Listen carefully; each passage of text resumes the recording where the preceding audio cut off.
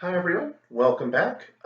Today we're going to talk really quickly about two new chords on the guitar. These are the G chord and the D7 chord. Now we've already talked about the C and G7 chords. We're going to put those aside just for a little bit so we can discuss these new ones. Now if you look at the page, you'll notice that the G chord actually has two ways of performing. We call these alternate fingerings. So there's a fingering that uses fingers 1, 2, and 3, these fingers here, and a fingering that uses 2, 3, and 4, so these fingers here. I will show you both, and you can switch between both of them. You can use whichever one feels comfortable at the time. I know for me personally, I like the 1, 2, and 3 fingering myself, but you may run into works where you need to use the alternate fingering, but they'll both sound the same. So, to begin, looking at our guitar and looking at the guitar chords, we notice that our first finger actually isn't on the first fret like it was in our previous chords. It's actually down on the second fret on the 5th string, which is here. Then our second finger is on the 3rd fret, 6th string, and our third finger is all the way on the 3rd fret, 1st string. So it should look a little like this.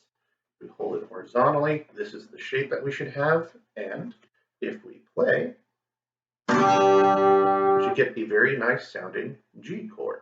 Now again, you will need to maybe adjust your fingers a little bit to make sure you're not accidentally muting anything to make it, there we go, sound a little bit better.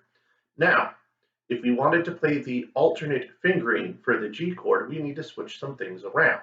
Going back, take everything off. So you would have your second finger on the 5th string, 2nd fret, your third finger on the 6th string, 3rd fret, and your fourth finger, your pinky, on the 1st string, 3rd fret. This is our first time using the 4th finger, so we want to do this for some extra practice you can.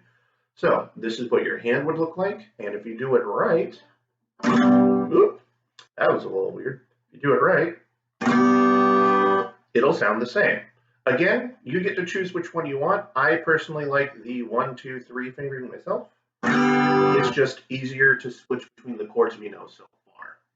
Now, for the D7 chord, we're going to be switching things up a little bit. Still using fingers 1, 2, and 3, but we're actually not going to play the 5th and 6th strings at all.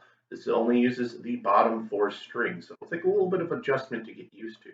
Now, to play this one, our first finger is on the 2nd string, 1st fret. Our second finger is on the 3rd string, 2nd fret, and our third finger is right next to it on the 1st string, 3rd fret.